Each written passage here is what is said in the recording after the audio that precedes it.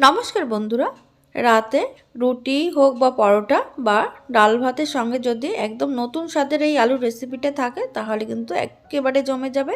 খেতে কিন্তু ভীষণ সুস্বাদু হয় আর একদম কম সময়ের মধ্যেও তৈরি হয়ে যায়। তার জন্য দেখুন এখানে আমি 3টে মিডিয়াম সাইজের আলু ঠিক এরকম চৌকো চৌকো করে কেটে নিয়েছি।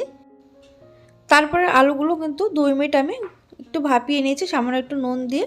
এটা কিন্তু সিদ্ধ করা যাবে না, শুধু ভাপিয়ে নেব।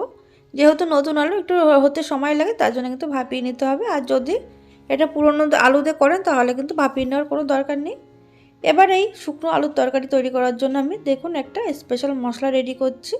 তার জন্য কড়াইতে দিয়ে দিয়েছি আমি 1 চা চামচ গোটা ধনে, 1 চা চামচ গোটা জিরে, 10 থেকে 12টা গোলমরিচ আর দিয়েছি 2 টেবিল চামচ কাঁচা বাদাম। এটা কিন্তু গ্যাসের আঁচ স্লোতে রেখে কিন্তু মশলাটা ভেজে নিতে হবে।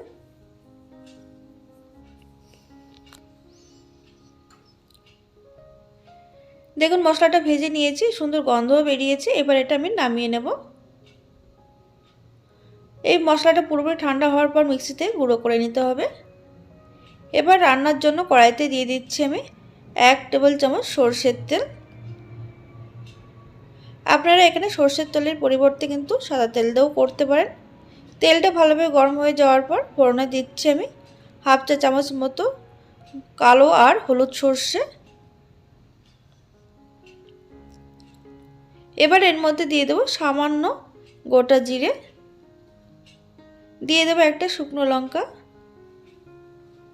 ফোড়ন থেকে সুন্দর গন্ধ বের হলো তখন এর মধ্যে দিয়ে দিতে হবে 2টো কাঁচা লঙ্কা কুচি। এবার এর মধ্যে দিয়ে দিচ্ছি আমি 7 থেকে 8টা কারি পাতা। তারপরে দিয়ে দেবো এর মধ্যে ভাপিয়ে রাখা আলু।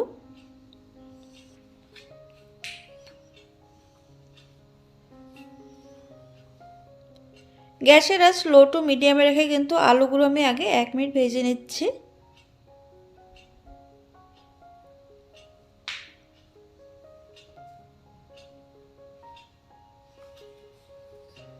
দেখুন আলু 1 মিনিট ভেজে নেওয়ার পর এবার এর মধ্যে আমি দিয়ে দেব স্বাদ মতো নুন, দিয়ে দেব সামান্য পরিমাণে হলুদ।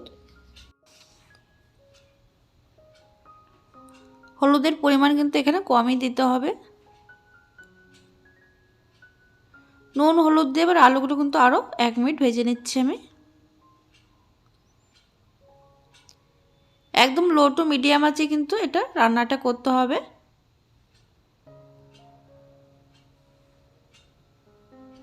দেখুন 1 মিনিট ভেজে নেওয়ার পর এবার ঢাকা চাপা দিয়ে গ্যাসের আঁচ একদম লোতে রেখে আমি এটা 2 মিনিট রেখে দেব। এতে করে আলুগুলো কিন্তু খুব সুন্দরভাবে সিদ্ধও হয়ে যাবে। দেখুন 2 মিনিট পরে আমি ঢাকনাটা খুলে নিয়েছি। যেহেতু এই রান্নাটা কিন্তু জল ছাড়াই হবে তার জন্য কিন্তু কম আঁচে এই রান্নাটা করতে হবে।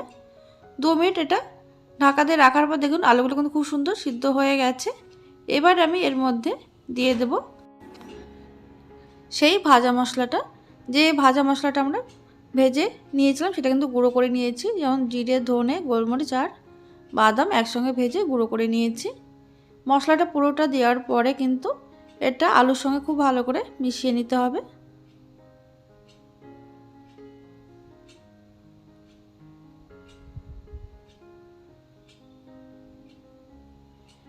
লো আছে এটা 20 থেকে 30 সেকেন্ড একটু নাড়াচাড়া করে নেওয়ার পর এটা এইভাবে রেখে দেবো আমি। রেখে দেওয়ার পর অন্যদিকে দেখুন একটা তড়কা প্যানের মধ্যে আমি দিয়ে দিচ্ছি 1.5 চা চামচ মতো বেসন।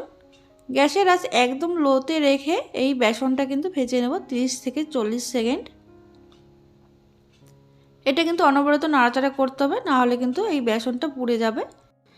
বেসনটা ভাজা হয়ে গেছে, বেসনটা কিন্তু আগের থেকে এইভাবে ভেজে নেবেন, না হলে কিন্তু বেসনের একটা কাঁচা গন্ধ থাকে, তাহলে কিন্তু এই আলুর মধ্যে দিলে সেই কাঁচা গন্ধ কিন্তু সহজে যাবে না।